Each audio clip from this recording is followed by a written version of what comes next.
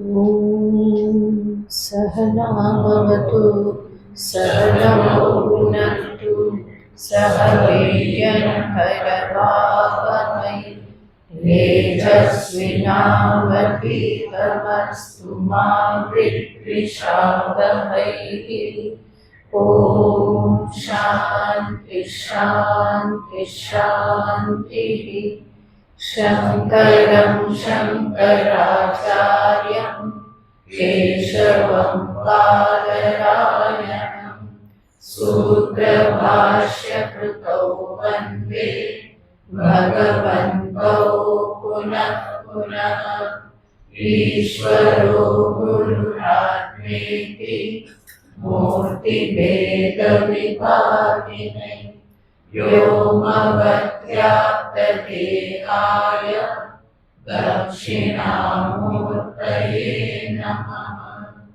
ॐ पार्थाय प्रतिबोधितां भगवतां नारायणेन स्वयं व्यासेन ग्रथितां पुराणमुनिना मध्ये महाभारतम् अद्वैतामृतवर्षिणीं भगवतीं अष्टादशाध्यायिनीम् अम्ब त्वामनुसन्ततामि भगवद्गीते भवद्वेषिणीम् अम्ब त्वामनुसन्ततामि भगवद्गीते भवद्वेषिणीम्।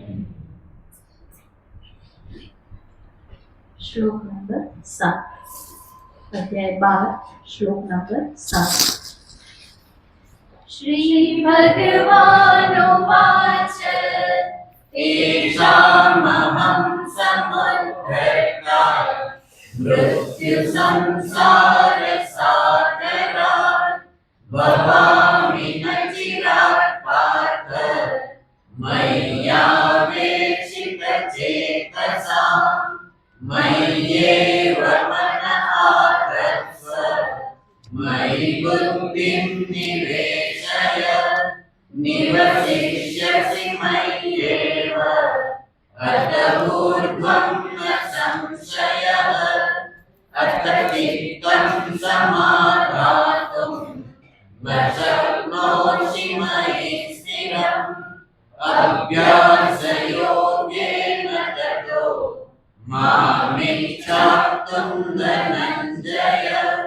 अभ्यासेभ्यसमर्थोऽसि मत्कर्म परमो भव। मदर्थमपि कर्माणि कुर्वन् सिद्धिमवाप्स्यसि। अथैतदप्यशक्तोऽसि कर्तुं मद्योगमाश्रितः। सर्वकर्मफलत्यागं ततः कुरु यथात्मवान्।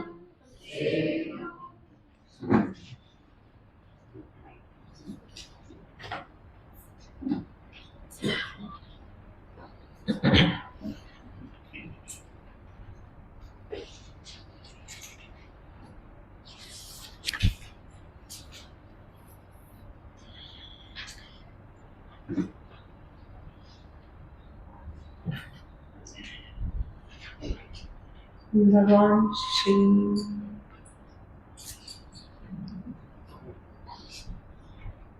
साथे साथे बोलવું છે શું કરવું।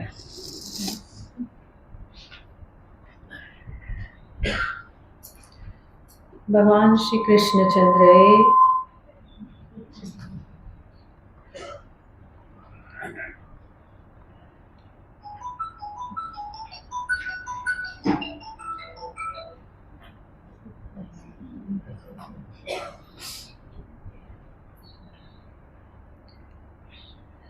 ભક્તિ યોગમાં અનેક પ્રકારે ભક્તિની વાત કરી। ભક્તને હંમેશા પ્રશ્ન થતા હોય કે હું ભક્તિમાં શું કરું, શું કરું તો મારી ભક્તિ સ્વીકૃત થાય, શું કરું તો મારા ભગવાન મારા ઉપર પ્રસન્ન થાય. આ એના મનમાં હંમેશા પ્રશ્ન થતા હોય. તો ભગવાને એનો ઉત્તર આપ્યો. દરેકની અવસ્થા પ્રમાણે એ પોતાના ભક્તિના પ્રકારને, ભક્તિના સાધનને એ અપનાવી શકે. પાછળ સંભળાય છે બધાને બરાબર? તો એવી રીતે ભગવાને જુદી જુદી પદ્ધતિ બતાવી, પ્રક્રિયા બતાવી, કેવી રીતે જીવ પોતાના મનને ભગવાનમાં લગાડી શકે અને પોતાનું કલ્યાણ સાધી શકે. ભગવાને 5 પ્રકાર દર્શાવ્યા, જેમાં સર્વપ્રથમ ભક્તિનું જે શ્રેષ્ઠ સ્વરૂપ, જ્યાં સુધી ભક્તે પોતાએ પહોંચવાનું છે એવું ભક્તિનું શ્રેષ્ઠ સ્વરૂપ ભગવાને દર્શાવ્યું. એ સ્વરૂપ કયું છે? તો કે પોતાની બુદ્ધિ અને પોતાના મનને ભગવાનમાં મૂકવું. મય્યેવ મન આધત્સ્વ મયી બુદ્ધિમ નિવેશય, ભગવાને 8મા શ્લોકમાં દર્શાવ્યું. આ શ્રેષ્ઠ ભક્તિ ભગવાને દર્શાવી કે જે ભક્તિને કહેવામાં આવે કે જે સમાધિ રૂપ જ છે. મન અને બુદ્ધિ બંને ભગવાનમાં સમાહિત થઈ જાય. સાથે સાથે ભગવાને કહ્યું કે જો આ તું ન કરી શકે તો અભ્યાસ યોગેન તતો મામિચ્છાપ્તુમ ધનંજય, તું અભ્યાસ યોગનો આશ્રય લે. એ પણ ના થઈ શકે તો ભગવાને ત્રીજું કહ્યું કે તું નિષ્કામ કર્મયોગનો આશ્રય લે. દરેક અવસ્થામાં ભગવાનને સામે રાખીને તું કર્મ કર. અને ભગવાન કહેશે કે એ પણ ના થાય, દરેક અવસ્થામાં તું મને સામે ન રાખી શકે કર્મના વિષયમાં, તો કંઈ વાંધો નહીં. કર્મ થયા પછી જે પણ ફળ પ્રાપ્ત થાય છે એ ફળને તું પ્રસાદ ભાવથી સ્વીકાર કરી લે. તો કર્મ ફળનો ત્યાગ, ત્યાગ યાને શું છે? કંઈ છોડવાનું તો નથી, છૂટવાનું પણ નથી. કર્મ કર્યું તો ફળ મળવાનું જ છે. પણ ભગવાન કહેશે કે એ ફળ માટેનો દુરાગ્રહ ન રાખ. કર્મ કરી અને તારા મનને શાંત રાખ. આગળનું જે પણ કરવાનું છે એ ઈશ્વરનું ક્ષેત્ર છે. તો એને ભગવાન કર્મફલ ત્યાગ કહે છે. આ 4 પ્રકારે ભગવાને દર્શાવ્યું. અને આ 4 પ્રકારની પૂર્વે ભગવાને જે કહેલું હતું એ છે જ્ઞાન યોગ. જ્ઞાનને પણ ભગવાન ભક્તિ રૂપે જ કહે છે. પણ અહીંયા ભગવાને કહેલું હતું કે એ નિર્ગુણ જ્ઞાનનો જે માર્ગ જે છે એ અધિક કઠિન છે. અક્ષર તત્વને, કૂટસ્થ તત્વને જે પામવાનો માર્ગ જ્ઞાન યોગ, એમાં શું છે? તો ભગવાને કહ્યું ક્લેશોધિકતરસ તેષામ, એમાં અધિકતર ક્લેશ છે, એ કઠિન છે. તો જ્ઞાન સાધના દર્શાવી અને પછી ભગવાને 4 પ્રકારે ભક્તિ દર્શાવી. એમાં સર્વપ્રથમ જે જ્ઞાન સાધના દર્શાવી તો એમાં ભગવાને કહ્યું કે આ માર્ગ કેવો છે? ભગવાને શબ્દ વાપર્યો કે એમાં અધિક ક્લેશ છે.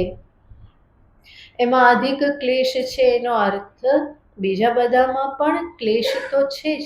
કોઈ પણ સાધન માર્ગ સરળ હોતો નથી, દરેકમાં કઠિનતા તો આવે જ છે, તો ક્લેશ તો છે જ.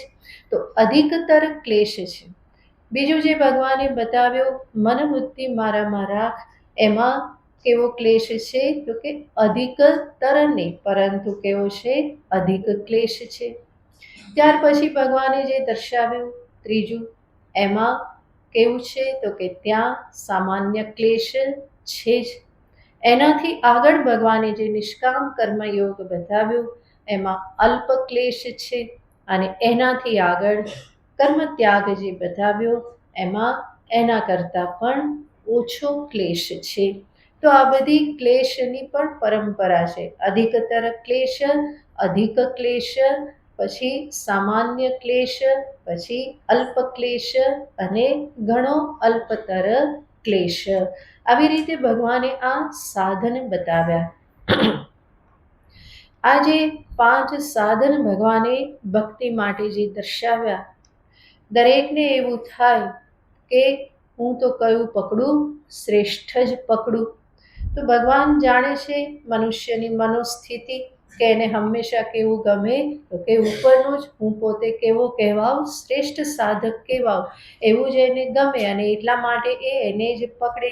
ભગવાન જાણે છે એટલે ભગવાન જે છેલ્લું સાધન જે છે કર્મફલ ત્યાગ, એની ભગવાન પ્રશંસા કરે છે કે જેથી કરીને એને અપનાવવામાં પણ કોઈ અંદર ક્લેશ ધારણ ના કરે કે અરે રે મારે તો સાવ છેલ્લું સાધન અપનાવવાનું, હું આટલો હીન સાધક છું, એવું એના મનમાં ન થાય. બલ્કિ એ સાધનથી પ્રારંભ કરીને પણ ધીમે ધીમે પ્રગતિ કરી અને મનુષ્ય આગળ સુધી પહોંચવાનો જ છે. સીધો કૂદકો મારવાથી પહોંચાતું નથી, એક એક સોપાન આગળ વધાય. તો ભગવાન જે છેલ્લું સાધન જે છે કર્મફલ ત્યાગ, એના અનુસંધાનમાં ભગવાન આગળ વાત કરે છે 12મા શ્લોકમાં. श्रेयो हि ज्ञानमभ्यासात् श्रेयो हि ज्ञानमभ्यासात् ज्ञानाज्ञानं विशिष्यते ज्ञानाज्ञानं विशिष्यते ध्यानात् कर्मफलत्यागः ज्ञानात् कर्मफलत्यागः त्यागात् शान्तिरनन्तरम् त्यागात् शान्तिरनन्तरम् श्रेयो हि ज्ञानमभ्यासात् ज्ञानाज्ञानं विशिष्यते ध्यानात् कर्मफलत्यागः त्यागात् शान्तिरनन्तरम्.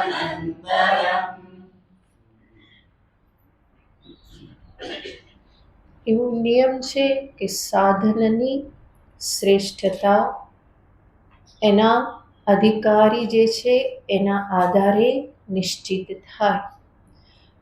મારામાં શેના માટેની યોગ્યતા કે અધિકારીત્વ રહેલું છે એના આધારે એ સાધન મારા માટે નિશ્ચિત થાય અને એ જ મારા માટે શ્રેષ્ઠ કહેવાય. જેવી રીતે મને કયો રોગ છે એના આધારે દવા નક્કી થાય.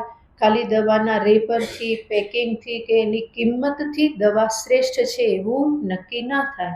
પછી એ દવા સામાન્ય હોય, 10 રૂપિયાની હોય તો પણ મારા રોગને માટે જો એ દવા હોય તો એ દવા કેવી કહેવાય? શ્રેષ્ઠ કહેવાય. એ રોગીને માટે એ દવા શ્રેષ્ઠ કહેવાય. એવી જ રીતે સાધન પથમાં જ્યાં હું ઊભેલો છું ત્યાંથી મારે પ્રારંભ કરવાનો છે. તો શ્રેષ્ઠતા મારા માટે જે યોગ્ય છે, હું જેના માટે અધિકારી છું એનાથી જ એની શ્રેષ્ઠતા નક્કી થાય. આમ તો કહેવામાં આવે કે સોનું સૌથી શ્રેષ્ઠ છે, સૌથી એ મોંઘું છે, સૌથી સેફ છે, સલામત છે. પણ આપણી રોટલી પણ સોનું બની જાય તો ખાવા જેવું રહેશે ખરું? સોનાને તો ખવાય નહીં. રોટલી, શાક બધું સોનું બની જાય. ભગવાન કે તને સોનું બહુ ગમે એટલે બધું તને સોનું બનાવી દો, તો એ સોનું કામનું નહીં. તો એ ત્યારે શ્રેષ્ઠ નથી રહેતું. મારી ભૂખને સંતોષવા માટે રોટલી શાક જ જોઈએ, પછી એ સોના ના હોય તો મારા માટે શ્રેષ્ઠ છે એવું કહી નહીં શકાય. તો શ્રેષ્ઠતા અધિકારીત્વના આધારે નિશ્ચિત થાય. સર્વને માટે કોઈ એક સાધન શ્રેષ્ઠ ના હોઈ શકે. ભગવાન આ રીતે જ અહીંયા સાધનોનું નિરૂપણ કરવા માંગે છે. પણ મનુષ્ય પોતાને ક્યારેય પણ છેલ્લું સાધન અપનાવવા માટે પોતાને અધિકારી નહીં સમજે. એટલા માટે ભગવાન એની પ્રશંસા કરે છે કે જો આ સાધનને તું અપનાવીશ તો એના પછી તરત આટલું મહાન ફળ પ્રાપ્ત થાય છે. તો ભગવાન સાધનોની પરંપરાને દર્શાવે છે, જેમાં સર્વપ્રથમ કહેશે શ્રેયો હિ જ્ઞાનમ અભ્યાસાત. અભ્યાસ કરતા જ્ઞાન જે છે એ શ્રેયસ્કર છે, શ્રેષ્ઠ છે. અધિક છે. અભ્યાસયાને પુનરાવર્તન, ફરી ફરીને કરવું એને કહેવાય અભ્યાસ. ભગવાન કહે છે કે અભ્યાસાત જ્ઞાનમ શ્રેયઃ, શ્રેયો હિ જ્ઞાનમ, જ્ઞાન હોવું, સમજદારી હોવી એ વધારે શ્રેષ્ઠ છે. અભ્યાસનો અર્થ આપણે જોયો, ફરી ફરીને કરવું. ફરી ફરીને શું કરવામાં આવે? મંત્ર જપ કરવામાં આવે, નામ જપ કરવામાં આવે. ફરી ફરીને એ આવૃત્તિ. અહીંયા જે પ્રકરણ ચાલી રહેલું છે એ ભક્તિનું, સગુણ ભક્તિનું પ્રકરણ છે અને એને સામે રાખીને આપણે અર્થ લગાવવાનો હોય. કયું પ્રકરણ ચાલી રહેલું છે એના આધારે એ જે કંઈ પણ કહેવામાં આવે એનો અર્થ લગાવાય. જેમ શાસ્ત્રમાં દ્રષ્ટાંત આપવામાં આવે કે કહેવામાં આવે કે સૈંધવમ આનય. સૈંધવ શબ્દના બે અર્થ થાય. એક તો સૈંધવ, સિંધારણું મીઠું જે આપણે કહીએ એ સૈંધવ યાને મીઠું. અને સૈંધવ શબ્દનો બીજો અર્થ થાય છે સિંધુ દેશનો ઘોડો, એને પણ શું કહેવાય? સૈંધવ કહેવાય. હવે જમવા બેઠા હોય અને કોઈને કહીએ કે સૈંધવમ આનય અને ઘોડો લાવે તો એ યોગ્ય ના કહેવાય. કે પછી પેલો રાજા કે યોદ્ધા યુદ્ધમાં જતો હોય અને એ કહે કે સૈંધવમ આનય અને એને મીઠું પકડી દેવામાં આવે તો એ યોગ્ય ના કહેવાય. તો જે પ્રકરણ ચાલી રહેલું છે, જે પરિસ્થિતિ છે, જે સામે ઉપસ્થિત છે, એમાં શું આવશ્યક છે એના આધારે શબ્દોના અર્થ લગાવાય. તો અહીંયા પણ 12મો અધ્યાય કે જેમાં ભગવાને સગુણ ભક્તિનું વિસ્તારથી નિરૂપણ કર્યું અને એ જ પ્રકરણ ચાલી રહેલું છે. ભગવાને એક એક સાધન બતાવ્યા અને હવે પછી એ સાધનના સંદર્ભની વાત બતાવે છે. તો એનો અર્થ પણ કેવી રીતે લગાવવો જોઈએ? સગુણ ભક્તિના પ્રકરણને સામે રાખી અને આ વાક્યોનો અર્થ લગાવવો પડે. ભક્તિમાં હંમેશા કહેવામાં આવે છે કે આ આવર્તન છે. ભગવાનના નામ લેવું, ભગવાનના મંત્ર જપ કરવા આદિ એ શું કહેવાય? અભ્યાસ કહેવાય. ફરી ફરીને એ કરવું અને એના થકી મન બુદ્ધિને ભગવાનમાં સમર્પિત કરવા. ભગવાન કહે છે અભ્યાસાત જ્ઞાનમ શ્રેયઃ. આ અભ્યાસ તો એક પ્રકાર છે જ, પણ ભગવાનનું અહીંયા કહેવાનું છે કે જેની ભક્તિ કરો છો એને જાણવું એ એના કરતાં પણ શ્રેષ્ઠ છે.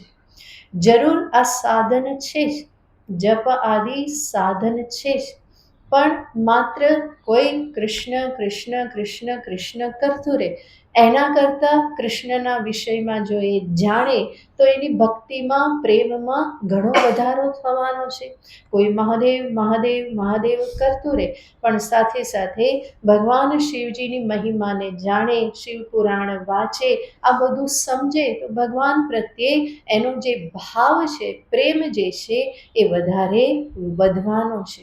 એટલા માટે ભક્તિશાસ્ત્રમાં પણ કહેવામાં આવે છે કે ગોપીઓ પણ ભગવાનના મહાત્મ્યને જાણતી હતી અને એટલા માટે જ ભગવાન પ્રત્યે એનો આટલો અપાર પ્રેમ હતો. મહાત્મ્ય જ્ઞાન ગોપી આદિને હતું જ. એટલા માટે ગોપીઓ ગોપી ગીતમાં પણ કહે છે કે તમે માત્ર નંદના કુંવર નથી, પણ તમે તો કોણ છો? તો કે બ્રહ્મા આદિ દેવતાઓએ તમને પ્રાર્થના કરી હતી અને એટલા માટે તમે આ કુળમાં ઉત્પન્ન થયેલા છો. ભગવાન યાદવ કુળમાં આવ્યા શેના કારણે? તો ગોપીઓ જાણે છે કે આ કોઈ સામાન્ય નંદકુંવર માત્ર નથી, પણ એ કોણ છે? સાક્ષાત ઈશ્વર છે, જે જગતનું ઉત્પત્તિ સ્થાન છે, એના પાલન કરતા છે અને એનું લય સ્થાન પણ છે. એવા જે ઈશ્વર જે છે, જગત ઉત્પત્તિ પાલન સ્થિતિ કરતા એ ઈશ્વર જ આ કૃષ્ણ અવતાર ધારણ કરીને આવેલા છે. તો ગોપીઓ પણ આ જાણતી હતી. તો જેમ જેમ ભક્ત પોતાના ભગવાન પ્રત્યે એને ભગવાનના વિષયમાં જેમ જેમ એ જાણતો જાય એમ વધારે ને વધારે એનો પ્રેમ જે છે, ભક્તિ જે છે, ભાવ જે છે એ વધતા જાય છે. તમારા બધાનો પણ અનુભવ છે. ભાગવત કથા સાંભળો તો પછી ભાવ કેટલો બધો વધી જાય છે કૃષ્ણને માટે. શિવ મહિમ્ન સાંભળો તો શિવજી પણ કેવા વાલા લાગવા માંડે અને કેવો ભાવ અંતરમાં જાગૃત થાય છે. તો જેટલું પણ જ્ઞાન પ્રાપ્ત થાય, આમ પણ બહુ સ્વાભાવિક છે કે તમે જેને પ્રેમ કરો એના વિશે જાણવાની તમને ઈચ્છા થાય જ, અને જેમ જેમ તમે જાણતા જાઓ એમ એમ પ્રેમમાં અભિવૃદ્ધિ થતી જાય. તો આ ભક્તિ પ્રકરણ ચાલે છે, અને એટલા માટે આ રીતે એનો અર્થ લગાવવામાં આવે કે કેવલ અભ્યાસ કરતા ભગવત તત્વ વિશે થોડું સમજવું, જાણવું, એને યોગ્ય રીતે પોતાના જીવનમાં સ્થાન આપવું, આ બધું જ્ઞાન જે છે એ કેવલ માત્ર રટણ કરવા કરતાં વધારે શ્રેષ્ઠ છે. જરૂર રટણ પણ મહાન છે. ભગવાનનું નામ એ પણ મહાન જ છે, અનેક પાપોને નષ્ટ કરનારું છે. પણ એના કરતાં સાથે સાથે આ પણ જાણ્યું હોય તો પછી લીધેલું નામ અનેક ગણું ફળ પ્રદાન કરનારું નીવડે છે. એટલા માટે ભગવાને કહ્યું કે શ્રેયો હિ જ્ઞાનમ અભ્યાસાત. આગળ કહેશે જ્ઞાનાત ધ્યાનમ વિશિષ્યતે. જ્ઞાન કરતાં પણ ધ્યાન શ્રેષ્ઠ છે. જ્ઞાન કરતાં પણ ધ્યાન શ્રેષ્ઠ છે. આ વાક્યમાં ઘણા બધા ઝઘડો કરે. વેદાંતીને થાય કે આવું શ્રેષ્ઠ તો શું હોવું જોઈએ? જ્ઞાન જ શ્રેષ્ઠ હોવું જોઈએ. જ્ઞાનથી શ્રેષ્ઠ બીજું કંઈ નહીં. જ્યારે બીજા કહે કે જો ભગવાન જ કહે છે, શું કહે છે? જ્ઞાન કરતાં ધ્યાન શ્રેષ્ઠ છે, અને એટલા માટે જે પણ મળવાનું એ શેનાથી મળવાનું? ધ્યાન કરો તો મળવાનું, જ્ઞાનથી કંઈ થવાનું નહીં. તો આ ઝઘડા ફરી પાછા શરૂ થાય. એ ઝઘડો શું કરવા શરૂ થાય? કારણ કે જાણતા નથી કે આ કયું પ્રકરણ ચાલી રહેલું છે. શેનું પ્રકરણ ચાલી રહેલું છે? સગુણ ભક્તિનું પ્રકરણ ચાલી રહેલું છે. એ પ્રકરણને જાણ્યા વગર કોઈ ઝઘડો કરવા લાગે કે તું મીઠું કેમ લાવ્યો અને તું ઘોડો કેમ લાવ્યો, તો એનો કોઈ અર્થ નથી. જે પ્રકરણ હોય એ લાવે, એને અનુરૂપ અર્થ લગાવવાનો હોય. તો જ્યારે ભગવાન અહીંયા કહેશે કે જ્ઞાન કરતાં ધ્યાન શ્રેષ્ઠ છે, તો સગુણ ભક્તિના પ્રકરણમાં યાને ભક્તિ સાધનામાં જ્ઞાન કરતાં ધ્યાન મહાન સાધન છે જ. ભગવાનના વિશે જે પણ જાણ્યો એવા ભગવાનનું ધ્યાન કરવું, એમાં તન્મય થવું, એકાગ્ર થવું, મન બુદ્ધિને એમાં લીન કરવા, આ જે ધ્યાન જે છે આ ધ્યાન ભક્તિ સાધનામાં શ્રેષ્ઠ જ છે. માત્ર જાણવાથી કામ નહીં ચાલે. જે ભગવાનના વિષયમાં જાણ્યું, જે સમજ્યા, એનું ફરી ધ્યાન કરવું, એને હૃદયમાં ધારણ કરવા, એ એટલું જ આવશ્યક છે. માત્ર જાણવાથી કામ નહીં ચાલે. માટે ભગવાન કહેશે કે જ્ઞાન કરતાં ધ્યાન વધારે શ્રેષ્ઠ છે. નિર્ગુણ ભક્તિ, નિર્ગુણનું જ્ઞાનનું જો પ્રકરણ હોય તો એમાં આ રીતનું વાક્ય જે છે એ કેવલ અક્ષરશ એનો અર્થ લાગે નહીં. કારણ કે નિર્ગુણ સાધના જે છે ત્યાં મહત્વનું છે જ્ઞાન. અને જે નિર્ગુણ તત્વને મારે પામવાનું છે એ બ્રહ્મ તત્વ, આત્મ તત્વ મારાથી ક્યાંય દૂર નથી. અને એટલા માટે એને જાણવું એ પર્યાપ્ત છે. જે પ્રાપ્ત જ છે એને માત્ર જાણવાનું હોય. પ્રાપ્તસ્ય પ્રાપ્તિ છે, ત્યાં જ્ઞાન જ મહત્વનું છે. હા, જ્ઞાનને દ્રઢ કરવાને માટે, પોતાના પૂર્વ સંસ્કારને બદલવાને માટે જરૂર ધ્યાનની ત્યાં પણ જરૂર પડે છે. એટલા માટે શ્રવણ, મનન, નિધિધ્યાસન કહેવામાં આવે છે. તો નિર્ગુણ સાધનામાં પણ ધ્યાનનું સ્થાન છે, પણ ધ્યાન જ્ઞાન કરતાં શ્રેષ્ઠ કહેવામાં નથી આવતું. ત્યાં જ્ઞાન જ મહત્વ છે. જ્ઞાન અંગી છે કે જે શ્રવણ દ્વારા થાય છે એ અંગી છે, અને બાકીના મનન નિધિધ્યાસન એને અંગ કહેવામાં આવે. જ્યારે ભક્તિમાં ધ્યાન જે છે એ અંગી છે. કથા શ્રવણ ચિંતન આ બધું શું બની રહેશે? અંગ બની રહેશે. તો ત્યાં ધ્યાનનું મહત્વ છે. નિર્ગુણ સાધનામાં જ્ઞાનનું મહત્વ છે, અને એ જ્ઞાનથી જ અવિદ્યાની નિવૃત્તિ છે, અને અવિદ્યા નિવૃત્તિને જ મોક્ષ કહેવામાં આવે છે. તો નિર્ગુણ સાધનાનું પ્રકરણ હોય તો એને અનુરૂપ ત્યાં અર્થ લગાવવાનો હોય.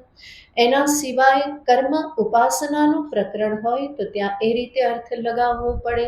કર્મની વિધિ જાણી લેવા માત્રથી ફળ મળી જવાનું નથી.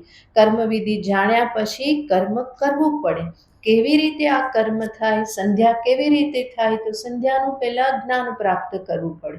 સંધ્યા આવી રીતે થાય એવું સમજ્યા પછી કામ પતી જાય? નહીં પતે. સંધ્યા કરવી પડે, એ કર્મ કરવું પડે. તો જાણ્યા પછી કરવાનું રહેશે. પણ હું સચ્ચિત આનંદ બ્રહ્મ છું, આ જાણ્યા પછી શું કરવાનું? કંઈ નહીં ને. જાણ્યા પછી શું કરવું પડે?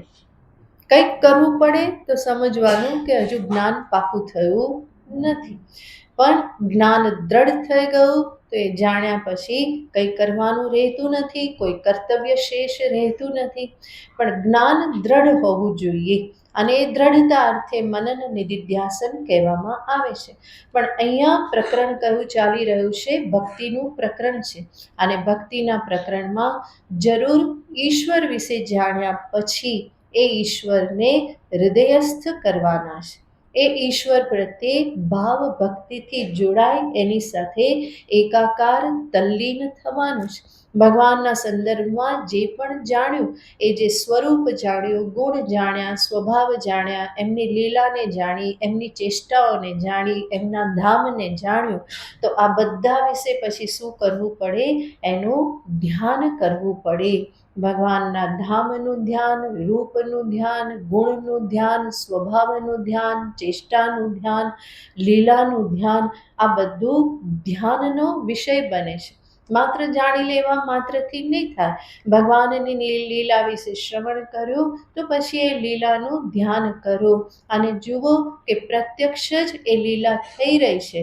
પોતાને પણ એ લીલાના એક ભાગ રૂપે જુઓ. બાલ ગોપાલ નવનીતની ચોરી કરે, માખણ ચોરી કરે છે, તો તમે પણ એ જ કૃષ્ણના નાનકડા નંદકુમારના સખા બની જાઓ ને, એની સાથે તમે પણ ચોરી કરો, એમ તમે પણ સિક્કા પર ચડો ને ક્યારેક પડો પણ ખરા ને, બધું થાય. તો આ બધું લીલાની અંતર્ગત છે. ભગવાનની લીલાનું શ્રવણ કર્યું તો પછી એ લીલાનું ચિંતન કરો, લીલાનો એક ભાગ તમે પોતે બની રહો. તો આવી રીતે આ જ્ઞાન પછી ધ્યાન આવશ્યક છે. એવી રીતે ભગવાન શિવજી વિશે જાણ્યું, અને ભગવાન શિવજી પરણવા જાય છે. પાર્વતીને જાન નીકળી છે. આપણે પણ એ જાનમાં એક ભાગ બની જઈએ. શિવજીના ગણ આપણે પણ ડમરું વગાડીએ કે મૃદંગ વગાડીએ કે ચલો શિવજી પરણવા જાય છે. એવું નહીં કે માત્ર સાંભળી લીધું કે પછી ટીવીમાં જોઈ લીધું કે ચિત્ર જોઈ લીધું એટલા માત્રથી નહીં થાય. ભગવત પ્રાપ્તિ કરવી હોય તો આ ધ્યાન એ અનિવાર્ય છે.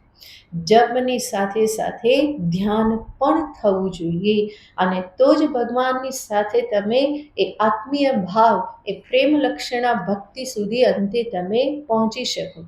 બાકી તો સામાન્ય ભક્ત તો બધા છે જ, એમાં તો કંઈ ફેર પડતો નથી. બધા જપ કરે, પૂજા કરે, આરતી કરે, થોડું ઘણું ભગવાનની પ્રાર્થના કરે, ભજનો ગાય, બધું કરે.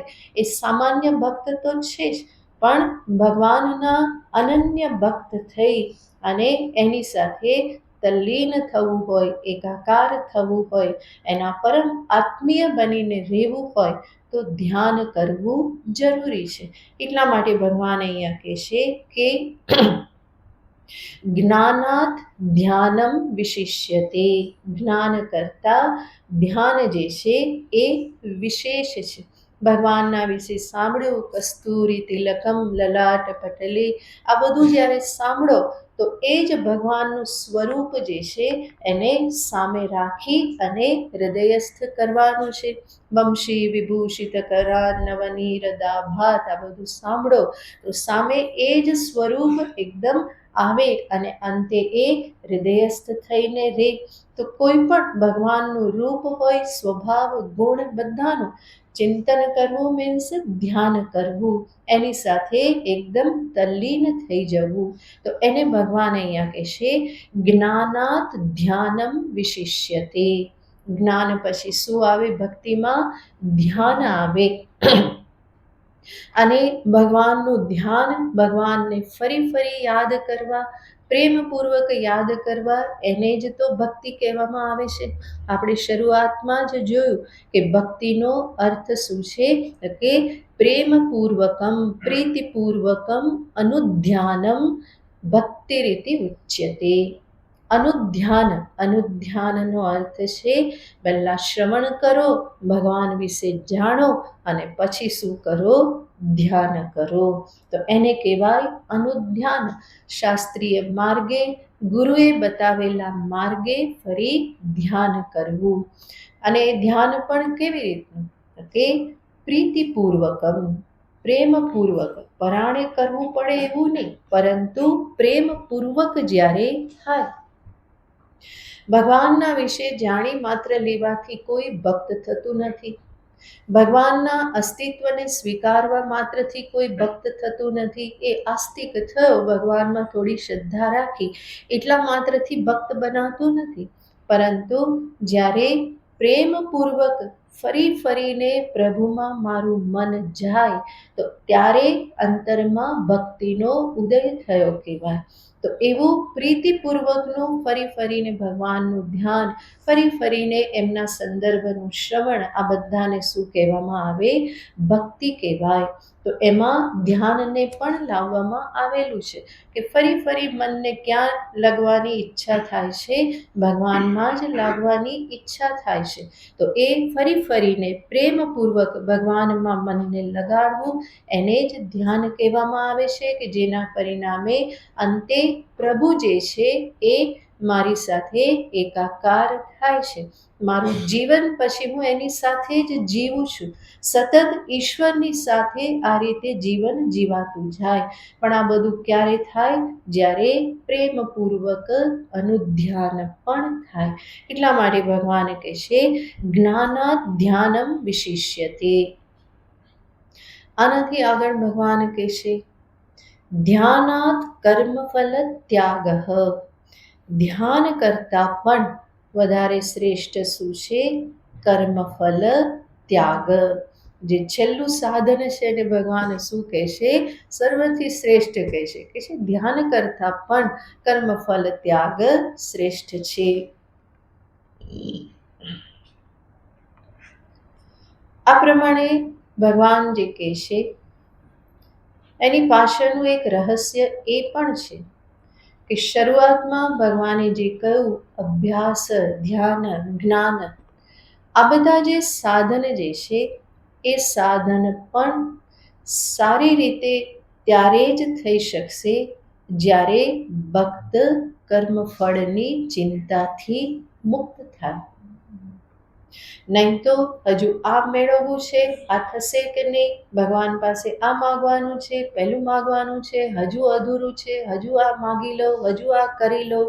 તો આગળના સાધનો કરતાં કરતાં પણ આ જ વિચાર આવ્યા કરશે, જેના પરિણામે જ્ઞાન, ધ્યાન આ બધું યોગ્ય રીતે થઈ નહીં શકે. તો જ્યાં કર્મફળની ચિંતાથી જ્યાં સાધક મુક્ત થાય કે મારો વાલો સંભાળશે, મારું કર્તવ્ય જે મારે કરવાનું છે એ કરી લીધું, હવે આગળની મારે ચિંતા કરવાની આવશ્યકતા નથી. તો આ જ્યારે દ્રઢ ભરોસો ભગવાનમાં પ્રગટ થાય તો કર્મફળ માટેની ચિંતાથી એ મુક્ત થાય છે. અને એ મુક્ત રહે તો બીજા બધા સાધન જપ, ધ્યાન આ બધું પણ સારામાં સારી રીતે થઈ શકે. નહીં તો એ ઈચ્છા, કામના, કર્મફળ માટેની આસક્તિ, જીદ, દુરાગ્રહ એ સાધનામાં આગળ વધવા દેતા નથી. જ્યાં છે ત્યાં ને ત્યાં જ રાખે છે, કારણ કે નિષ્ઠાપૂર્વક બીજી કોઈ સાધના થઈ નહીં શકે. ફરી ફરીને કોઈને કોઈ ઈચ્છા, કંઈ ને કંઈ માગવાનું, કંઈ ને કંઈ અધૂરું છે એવું જીવનમાં લાગ્યા કરશે. પણ પોતાનું કર્તવ્ય કર્મ કરી અને પછી એ શાંત થઈ જાય તો આગળનું ભગવાન સંભાળવાના જ છે. હું કહું કે ના કહું, કર્મનું ફળ ઈશ્વર આપવાના જ છે. અને જે માગ્યા વગર પણ મળતું હોય તો એને માગવું શું કરવાને? એ તો મૂર્ખામી કહેવાય. એના કરતાં ભગવાનની ભક્તિ, વૈરાગ્ય આદિ ના માગો તો બીજું કંઈ માગવા પણ રહેતું નથી. ભગવાન આમ પણ ભક્તના યોગક્ષેમનું વહન કરે છે. અને સાથે સાથે આ નિયમ પણ છે કે કર્મ કર્યું તો એને અનુરૂપ ફળ મળવાનું છે. તો હું મારું કર્તવ્ય કર્મ નિષ્ઠાપૂર્વક કરું, પ્રામાણિકતાપૂર્વક કરું, પૂરા મનોયોગ સાથે કરું તો એનું ફળ ઈશ્વર જરૂર પ્રદાન કરવાના જ છે. તો એની ચિંતા કરવાની નથી. મારું કર્તવ્ય કર્મ કરું કે ઇવન ભગવત સંબંધી કર્મ કરું, જપ કરું કે ધ્યાન કરું, નામ જપ કરું, મંત્ર જપ કરું, પૂજા કરું, આ બધું પણ ઈશ્વર જાણે જ છે અને એનું ફળ એ આપવાના જ છે. એટલા માટે કંઈ માગવાની જરૂર રહેતી નથી કે ભગવાન આ 11 માળા કરી તો હવે આટલું કરજે, એવું એને કહેવાનું રહેતું નથી. બલ્કિ ભક્ત શું કે, પ્રભુ આ આટલી માળા, આટલું નામ તે લેવા દીધું, તારી કૃપાથી લેવાનું. ખરેખર હું બહુ ભાગ્યશાળી છું કે તે મને તારું નામ લેવા દીધું. આ હું કરી શક્યો તારી કૃપાથી. આવો ભક્તનો ભાવ હોય. એવું નહીં કે હવે આ કર્યું તો આટલું કરી દેજો, શ્રી મહિમ્નનો પાઠ કર્યો તો આટલું કરી દેજો, આટલા 108 બિલીપત્ર ચડાવ્યા શ્રાવણ મહિનામાં તો હવે ભગવાન આ કરી દેજો. શ્રાવણ મહિનામાં તો શિવજી બહુ વ્યસ્ત હોય, બરાબર, ભક્તો એમને બહુ બિઝી રાખે, પછી સૌ ફ્રી થઈ જાય. પણ આખો શ્રાવણ મહિનો કોણ વધારે વ્યસ્ત? શિવજી જ હોય. કેટલા બધા ભક્તો આ બધું કરે અને કરતાં કરતાં સાથે સાથે માગતા પણ રે, આટલું કરી આપજો, આટલું કરી આપજો. તો એ માગવાની જરૂર જ નથી. કર્મ કર્યું તો એનું ફળ મળવાનું જ છે. સંકલ્પ કરીને કરો તોય વાંધો નથી, તમારો સંકલ્પ સફળ થશે. પણ કરીને પછી ભૂલી જાઓ, કર્યા પછી ચિંતા કરવાનો કોઈ અર્થ નથી. માગવું હોય તો સકામ કરો, સંકલ્પ કરો, પણ કર્યા પછી શું કરવાનું? કર્મ પૂરું થાય તો પછી ભૂલી જવાનું. માગો, વાંધો નહીં, બીજા કોની પાસે માગવાનું? ભગવાન પાસે ના માગીએ તો ઈચ્છા છે તો માગો, પણ સંકલ્પપૂર્વક કર્મ કરો, માગો અને પછી ભૂલી જવાનું હોય કે ભગવાન આગળનું સંભાળશે. હવે જે મારા હિતમાં હશે એ કરશે. જે મેં સંકલ્પ કર્યો છે એ મારા હિતમાં હશે તો પૂરો કરશે, નહીં હિતમાં હોય તો પૂરો નહીં કરે. અને ઘણી વખત ન માગ્યા છતાં પણ ઈશ્વર કેટલું બધું આપી દેશે, તો માગવાની કોઈ આવશ્યકતા રહેતી નથી. જેટલો કર્મફળ ત્યાગ, આ ત્યાગ હકીકતમાં વાસ્તવમાં કોઈ ત્યાગ નથી, મળવાનું જ છે. પણ ત્યાગ શેનો છે? મારા આગ્રહનો, મારી જીદનો, મારી આસક્તિ જે છે કર્મફળ માટે, એનો માત્ર ત્યાગ છે. બાકી ભગવાન કર્મ કર્યું તો એનું ફળ પોતાની પાસે રાખવાના નથી, એ જરૂર પ્રદાન કરવાના જ છે. પણ એ ચિંતાથી હું મુક્ત રહું, એને ભગવાન અહીંયા શું કહે છે? તું કર્મફળનો ત્યાગ કરી દે. આમ ઉપનિષદ પણ કહે છે, ત્યાગેન એકે અમૃતત્વ માનસુઃ. સાથે સાથે સાધન તરીકે પણ ઉપનિષદ બતાવે છે કે આ ત્યાગથી જ પ્રાપ્ત થાય છે. અને ભગવાન અહીંયા આ ત્યાગની પ્રશંસા કરતા કહે છે કે આ સાધન શ્રેષ્ઠ શા માટે છે? ભગવાન કહે છે, ત્યાગાત શાંતિ અનંતરમ. તરત શું ફળ મળે છે? શાંતિરૂપી ફળ મળે છે. જેને પકડી રાખ્યું તું એને તમે છોડ્યું તો શું મળે છે? શાંતિ મળે છે. ભાગવતમાં જ આવે છે, દત્તાત્રેયના ગુરુઓની વાત આવે છે. ત્યાં એક ગુરુ, એમની સમડી પણ છે. સમડી પોતાની ચાંચમાં કંઈક ટુકડો, માંસનો ટુકડો લઈને જતી હતી. હવે એની ચાંચમાં માંસનો ટુકડો છે તો એ બીજા કેટલા બધાને જોઈએ છે, તો કેટલા બધા પક્ષીઓ પાછા એની પાછળ બીજી કેટલી બધી સમડીઓ આવે અને એ ટુકડો લેવા માટે પ્રયત્ન કરે. સમડી ફરી પાછી ત્યાંથી ઉડે અને બીજા ઝાડ પર જતી રહે. બીજા બધી સમડીઓ ફરી એની પાછળ જાય અને એને હેરાન કરે. ફરી પેલી ત્યાંથી ત્રીજા ઝાડ પર જાય, બધા એની પાછળ જાય અને હેરાન કરે. પછી સમડીને સમજાયું હશે તો એણે માંસનો ટુકડો જે પકડીને રાખ્યો તો એ છોડી દીધો. અને છોડી દીધો તો આખું ટોળું એની પાછળ જ. સમડીને શું મળ્યું? ત્યાગાત શાંતિ રનંતરમ. છોડતાની સાથે જ એને શું મળ્યું? શાંતિ પ્રાપ્ત થઈ. તમારા જીવનમાં પણ તમે જોશો તો આવું ઘણી વખત થતું હોય. તમે જે પકડી રાખેલું છે એને તમે છોડો તો તરત પછી શું થાય? શાંતિ પ્રાપ્ત થાય. ઝઘડો થઈ ગયો બેની વચ્ચે, અબોલા પણ થઈ ગયા, બધું થઈ ગયું, અને એ ક્યાં સુધી ચાલે છે? જ્યાં એક કોઈ ત્યાગ નથી કરતો ત્યાં સુધી ચાલે. એક વ્યક્તિએ પોતાનો અહમ છોડી દીધો તો શું થઈ જાય છે? તરત શાંતિ થઈ જાય છે. નહીં તો ત્યાં સુધી બંને કેવારે ધુઆ ફુવારે. હું શું કરવાને બોલું, હું શું કરવા શરૂઆત કરું, દર વખતે મારે જ માફી માગવાની, એ કંઈ સમજતો નથી કે સમજતી નથી, આ બધું ચાલ્યા જ કરે. પણ આ બધું કેટલી વારમાં શાંત થઈ જાય? કોઈ એક વ્યક્તિ એને છોડી દે કે ચલો ભાઈ, જે થયું તે થઈ ગયું, હવે આપણે આગળ વધીએ, આને પકડી રાખવાનો કોઈ અર્થ નથી. આવી રીતે કોઈ એક વ્યક્તિ સમજે અને છોડી દે, અને બંને સાથે છોડી દે તો બીજી ક્ષણે શું હોય છે? શાંતિ જ હોય છે. જે લટકાવેલું મોઢું કેવું થઈ જાય? પ્રસન્ન થઈ જાય. કારણ કે અંદર જે બધું ભર્યું હતું એ કેવું થઈ ગયું? રિલીઝ થઈ ગયું. ત્યાગ થતાની સાથે જ શું થાય છે? શાંતિ થાય છે. તો પોતાનો અહંકાર, પોતાની જીદ, આ બધાને જ્યાં છોડવામાં આવે તો એના પછી તરત જ શાંતિ પ્રાપ્ત થતી જ હોય છે. અનેક વખત તમે જોયું હશે, મનમાં કોઈક ઈચ્છા એવી ભરાઈ જાય કે જે નીકળતી નથી. પણ ક્યારેક તમે વિચાર કર્યો અને એની નિરર્થકતા સમજી અને એને છોડી દીધી, એનો ત્યાગ કરી દીધો, તો બીજી ક્ષણે શું મળે છે? શાંતિ પ્રાપ્ત થાય જ છે. કીડાની જેમ અંદર ભરાઈ ગયેલું હોય પણ એ ક્યારેક વિવેકના કારણે પછી છૂટી જાય, નીકળી જાય કે ઓકે, આ મારે આની પાછળ શું પડવાનું, અંતે મને મળશે તો પણ એવો તો કયો લાભ થઈ જવાનો છે જીવનમાં, એવું તો શું મળી જશે. આવો કંઈક વિચાર વિવેક કરી અને વ્યક્તિ એ ઈચ્છાને, એ કામનાને જો છોડી દે તો તરત જ શું પ્રાપ્ત થાય છે? શાંતિ પ્રાપ્ત થાય છે. તો આ હકીકત છે જીવનની કે ત્યાગાત શાંતિ રનંતરમ. તરત જ, અનંતરમ યાને તરત જ, ત્યાગ કરવાથી તરત જ શાંતિ પ્રાપ્ત થાય છે.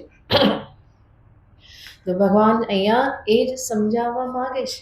ઉપનિષદ પણ કહેશે તેન ત્યક્તેન ભુંજીથાહ. ત્યાગીને ભોગવો. તો એ ત્યાગ પણ શું આપે છે? સુખ આપે છે, શાંતિ આપે છે. બીજાને આવશ્યકતા છે તો એને પ્રદાન કરો તો એ હંમેશા, જે છોડ્યું એ હંમેશા શું આપે છે? શાંતિ આપે છે. એટલે આપણે અનેક વખત જોયેલું છે કે ભક્તિ સાધના હોય કે જ્ઞાન સાધના હોય, કોઈ પણ સાધનામાં હંમેશા સાધનાનું સ્વરૂપ શું છે? ત્યાગ એ જ સ્વરૂપ છે. અહીંયા છોડવાથી જ પમાય છે અને પકડવાથી દૂર રહેવાય છે. જેટલું છોડ્યું એટલું તમે પામો છો. એટલે તો વૈરાગ્ય, ઉપરતિ, આ બધી વાત કરવામાં આવે છે. જેટલું છૂટે, જેટલી વિષયાસક્તિ છૂટે, જેટલો અહમ છૂટે, જેટલું મમત્વ છૂટે, જેટલી મહત્વકાંક્ષાઓ છૂટે, અધ્યાત્મ પથમાં આ જેટલું છૂટે એટલું તમે પામો છો. અને જેટલું પકડી રાખો છો એટલા જ એનાથી દૂર રહો છો. એટલે સુભાષિત કહે છે કે આ કેવી વિટંબણા છે કે આશારૂપી દોરડાથી જે બંધાયેલો છે એ આખા જગતમાં દોડાદોડી કરે છે. દોરડાથી બંધાયેલો છે આશાપાસથી, અને એ શું કરે છે? ભાગમભાગી કરે છે. અને જે આશાપાસથી મુક્ત થઈ ગયેલો છે એ એક જગ્યાએ શાંતિથી બેસે છે. તો મુક્ત છે બેઠેલો છે, અને બંધાયેલો છે એ ભાગમભાગ કરે છે.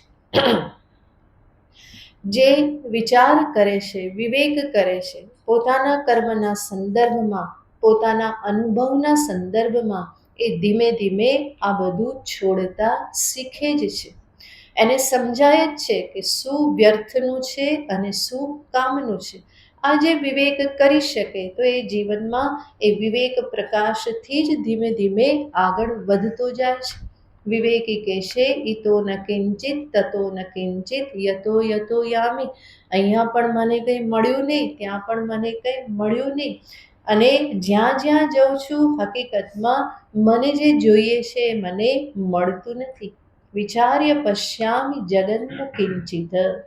કહેશે વિચાર કરીને જોઉં છું તો આ જગતમાં હકીકતમાં મને જોઈએ છે એ જગત મને આપી શકવાને સમર્થ નથી. તો આ વિવેકી નિરંતર આ જોતો રહે છે અને સમજે છે કે ભગવત ભક્તિમાં, ભગવાનમાં મન લગાવવાથી, આત્મ સ્વરૂપમાં મન લગાવવાથી સાચી શાંતિ કે સંતોષ પ્રાપ્ત થાય છે. જેટલો હું ઈશ્વરથી વધારે નજીક, જેટલો હું મારા સ્વરૂપથી વધારે નજીક, એટલી જ મને શાંતિ, સુખ, પ્રસન્નતા આ બધું પ્રાપ્ત થાય. તો ભગવાન અહીંયા કહેશે ત્યાગાત શાંતિ રનંતરમ. ત્યાગ પછી તરત જ શાંતિ પ્રાપ્ત થાય છે. અને એટલા માટે ધ્યાનાત કર્મફલ ત્યાગ શ્રેય એ વધારે શ્રેષ્ઠ છે. તો ભગવાને આ સાધન પરંપરા દર્શાવી. આવી આજે ભક્તિનું ભગવાને નિરૂપણ કર્યું. અર્જુનનો જે પ્રશ્ન હતો એ પ્રશ્નના ઉત્તર રૂપે ભગવાને નિર્ગુણ જ્ઞાનને સંક્ષિપ્તમાં દર્શાવ્યું. ભક્તિનું વિસ્તૃત ભગવાને નિરૂપણ કર્યું. આમ તો અર્જુનના પ્રશ્નનો જવાબ અપાઈ ગયો, અને એટલા માટે અધ્યાય અહીંયા પૂરો થઈ જવો જોઈએ.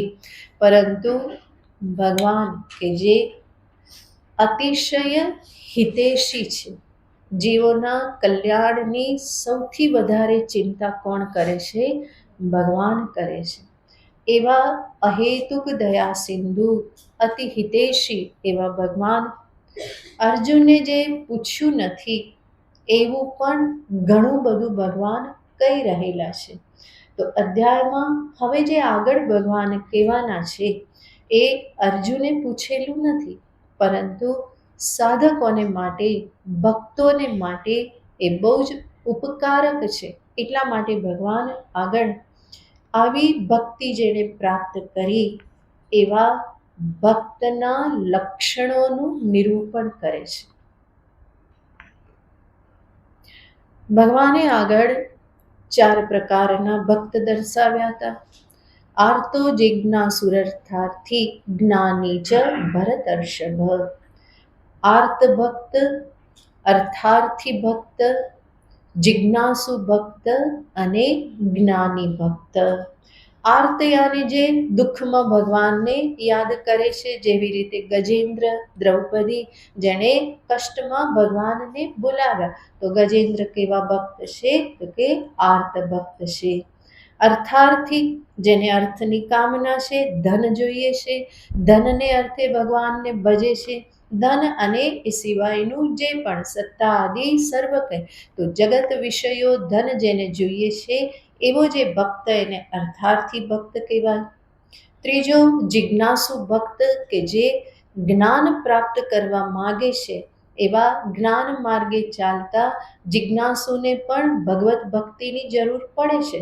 એને પણ ભક્ત બનવું પડે છે. પોતાની સાધનામાં આવતા વિઘ્નોના નિવારણને અર્થે એને પણ ભગવાનની સહાયની જરૂર પડે છે, તો એ જિજ્ઞાસુ ભક્ત છે. અને ચોથા ભગવાને કયા? જ્ઞાની ભક્ત. અહીંયા જે ભગવાન હવે આગળ લક્ષણો દર્શાવે છે એ ભક્ત કયા છે? તો કે જ્ઞાની ભક્ત છે. કારણ કે લક્ષણો જોતા એ બધા લક્ષણો કોઈ આર્ત અર્થાર્થી જિજ્ઞાસુમાં તો મેળ બેસે નહીં. ભગવાન જે લક્ષણો બતાવે છે એ એવા લક્ષણ છે કે જે જ્ઞાનીમાં હોઈ શકે. અને એ જ્ઞાની સાથે સાથે કેવા છે? ભક્ત પણ છે. તો એવા જ્ઞાની ભક્તના લક્ષણ ભગવાન અહીંયા દર્શાવે છે. ભગવાન 33 લક્ષણ દર્શાવે છે.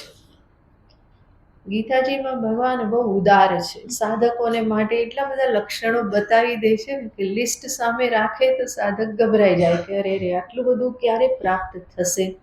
તો અહીંયા જ્ઞાની ભક્તના 33 લક્ષણો છે. ગુણાતીતના લક્ષણ 14મા અધ્યાયમાં બતાવે છે. બીજા અધ્યાયમાં સ્થિતપ્રજ્ઞના લક્ષણ ભગવાને બતાવ્યા. અને 13મા અધ્યાયમાં તો પૂરેપૂરા સાધક માટે જ ભગવાને 20 ગુણો બતાવ્યા. તો કેટલું મોટું લિસ્ટ થઈ જાય. પણ અમારા સ્વામીજી મહારાજ હંમેશા કહેતા, દયાનંદજી મહારાજ, કે આ બધા ગુણો કેવા છે? તો કે નૂડલ્સ જેવા છે. નૂડલ્સ કેવા હોય? એકની પાછળ બીજું, બીજાની પાછળ ત્રીજું, એ આવ્યા જ કરે. તો એકબીજાની સાથે જોડાયેલા હોય. એટલા માટે કે બહુ ચિંતા ના કરવી. એક બેને પકડી લેશો, એક બેને તો એની પાછળ બધા આવતા જશે, એક પછી એક બધા આવતા જ જશે. એટલે કે બહુ ચિંતા ના કરવી. આ એમની સમજાવવાની આવી સરસ રીત હતી. તરત સમજાઈ જાય ને. નૂડલ્સ સંકળાયેલા જ હોય એકબીજા સાથે, એ આવતા જ જાય. અને આપણી પારંપરિક પદ્ધતિમાં કહેવાય કે ખાટલાનો એક પાયો ખેંચવામાં આવે તો બાકીના 3 પણ ખેંચાઈ જાય છે. એવી રીતે એક ગુણને પકડી લો તો એની સંબંધિત બીજા ગુણ ધીમે ધીમે આવવાના જ છે. એટલે લિસ્ટ જોઈ અને બહુ ચિંતા કરવી નહીં. ભગવાન ગીતાજીમાં આજે ગુણો જ્યારે પણ દર્શાવે એ સ્થિતપ્રજ્ઞના હોય, ગુણાતીતના હોય કે પછી અહીંયા જ્ઞાની ભક્તના હોય. આ જે ભગવાન ગુણો દર્શાવે છે એ જ્ઞાની ભક્ત કે સ્થિતપ્રજ્ઞને એની આવશ્યકતા નથી. જે જ્ઞાની છે, જ્ઞાની ભક્ત છે, સ્થિતપ્રજ્ઞ છે, એને બીજા કોઈના સર્ટિફિકેટની આવશ્યકતા હોતી નથી. એને એ જોવાનું હોતું નથી કે આ ગુણોમાં હું ફિટ થઉં છું કે નહીં, બલકે ઓલરેડી એમાં એ ગુણો છે જ. એટલા માટે ભગવાન જ્ઞાનીને માટે કે સ્થિતપ્રજ્ઞને માટે ગુણોનું નિરૂપણ કરતા નથી. પરંતુ આ ગુણોનું નિરૂપણ કોના માટે છે? જે સ્થિતપ્રજ્ઞ થવા માગે છે, જે જ્ઞાની ભક્ત થવા માગે છે, એવા સાધકોને માટે, ભક્તોને માટે ભગવાન આ ગુણોનું નિરૂપણ કરે છે. જે મહાપુરુષોને માટે સહજ છે એ સાધકને માટે પ્રયત્ન સાધ્ય છે. આ વાક્ય તમે વારંવાર સાંભળો છો. મહાપુરુષને માટે આ બધા ગુણો કેવા છે? સહજ છે. એ પોતાની સાધનામાં જે પથે ચાલ્યા છે એમાં એમણે આ ગુણો બધા પ્રાપ્ત કરેલા જ છે. એમની સાધક અવસ્થામાં પણ સાધના આ બધી કરેલી જ છે. તો જ્ઞાન પછી આ બધા ગુણો કેવા થઈ ગયેલા છે? સહજ થઈ ગયેલા છે. એટલા માટે કહેવામાં આવે ઉત્પન્નાત્માવબોધસ્ય, જેને આત્મજ્ઞાન ઉત્પન્ન થઈ ગયેલું છે. યદ્વેષ્ટૃત્વાદયો ગુણાહ, પહેલો જ ગુણ ભગવાન બતાવવાના છે, અદ્વેષ્ટા સર્વભૂતાનામ. તો આ બધા ગુણો જે છે કે છે અયત્નતઃ ભવંતી અસ્ય. આ જે જ્ઞાની છે એના માટે તો આ બધા કેવા છે? અયત્નતઃ, સહજ છે. આ બધા ગુણો જે છે એ એનામાં સહજ છે. એ અયત્નતઃ ભવંતી અસ્ય ન તો સાધન રૂપિણ, એના માટે સાધન રૂપ નથી. પરંતુ હજુ જે એ અવસ્થામાં પહોંચ્યા નથી અને એ માર્ગે ચાલી રહેલા છે એના માટે આ બધા ગુણો કેવા થઈ જાય છે? તો કે એના માટે આ બધા ગુણો એ પ્રયત્નપૂર્વક પ્રાપ્ત કરવાની વસ્તુ થઈ જાય છે. આ માર્ગે એને પ્રાપ્ત કરવાનો છે. અને આ ગુણો જે છે, જેને દૈવી સંપત્તિ કહો કે મહાપુરુષના આ બધા ગુણો જે છે, એ જ સાધકનું સાચું ધન છે. આ ધનથી જ ભગવાન મળે, આ ધનથી જ જ્ઞાન મોક્ષ મળે. આના વગર સંભવ નથી. એટલા માટે જ્યારે પણ આ ગુણોનું શ્રવણ કરવામાં આવે તો આ અમારા ગુરુજી કહેતા કે હંમેશા દ્રષ્ટિ પોતાના પર રાખવી. આ ગુણોનું શ્રવણ કરતી વખતે બાજુમાં બેઠેલો શું કરે છે વિચારવાનું ના હોય. જ્યારે ભગવાન કે અદ્વેષ્ટા, તો એવું વિચારવાનું ના હોય કે હું તો અદ્વેષ્ટા જ છું, પણ પેલું બહુ બધાનો દ્વેષ કરે. એ વિચારવાનો પ્રશ્ન જ નથી. એ વિચાર સાધકને માટે યોગ્ય નથી. એણે પોતાના માટે જ વિચાર કરવાનો છે. એટલા માટે ગુરુજી કહેતા કે અહીંયાથી જે ટોપી ફેંકવામાં આવે, બંધ બેસતી ટોપીઓ જેને પણ હોય એ બધાએ પહેરી લેવી. બરાબર? બીજાના માથામાં માપ લેવા જવું નહીં કે આ તને બરાબર આવે છે એવું નહીં, પરંતુ પોતાને બંધ બેસતી ટોપી જો ઉડીને આવે તો શું કરવાનું? એને પહેરી લેવાની કે આ ટોપી મારા માટે જ ઉછળીને આવેલી છે.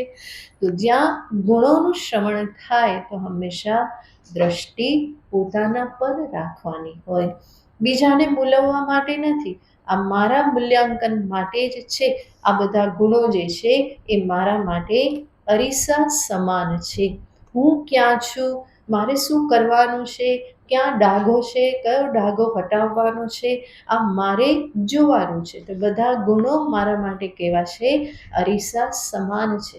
મારું જ સ્વરૂપ મને એ મારી સામે પ્રગટ કરે છે.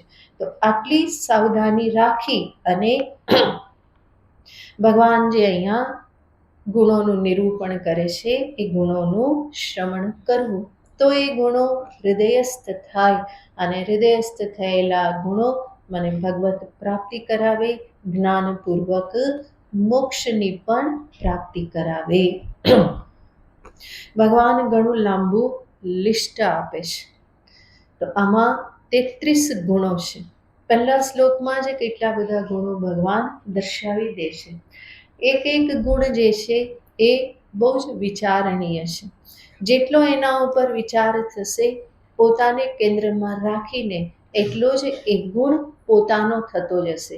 અને એક આવે તો એ બીજા મિત્રોને પણ લાવવાનો જ છે. ઘણા બધા ગુણો ભગવાન કહે છે, પણ એ કોઈ અઘરા નથી. જે પોતાને સાધક સમજે છે, જે પોતાને ભક્ત માને છે, એને આ ગુણોને આત્મસાત કરવા એ કોઈ બહુ અઘરી વસ્તુ રહેતી નથી. કારણ કે એ જાણે છે કે આ જ મારું ધન છે, આના થકી જ મારા જીવનનું લક્ષ્ય સિદ્ધ થશે. એ નહીં હોય તો હું પહોંચી નહીં શકું. આ જેને ખબર પડી ગઈ તો પછી એના માટે એ સરળ થઈ જાય છે. જેમ જીવનમાં બધાને સમજાય છે, ધન કમાવવું જરૂરી છે. એ હશે તો જીવન સરળ થશે. તો એના માટે બધા પ્રયત્ન કરે જ છે ને, કેટલી બધી મહેનત કરે છે. એવી રીતે જ્યારે અહીંયા સમજાઈ જાય કે અધ્યાત્મ માર્ગે આગળ વધવા માટે મારે આ ધન કમાવવું અનિવાર્ય છે, તો જ આગળ મને જે પરમ સુખ, શાંતિ કે ભગવત પ્રાપ્તિ જે કરવી છે એ તો જ મને પ્રાપ્ત થશે. આવું સમજાઈ જાય તો પછી આ ધન પ્રાપ્ત કરવું પણ એમાં બહુ કષ્ટ નહીં લાગે, એ આસાનીથી થઈ શકે. તો ભગવાન આવા ગુણો અનેક દર્શાવે છે, જેને આપણે શુક્રવારથી પ્રારંભ કરીશું. ઓમ પૂર્ણમદ પૂર્ણમિદં પૂર્ણાત પૂર્ણમુદચ્યતે પૂર્ણસ્ય પૂર્ણમાદાય પૂર્ણમેવાવશિષ્યતે. ઓમ શાંતિ શાંતિ શાંતિ. હરિ ઓમ. શ્રી ગુરુભ્યો નમઃ. હરિ ઓમ.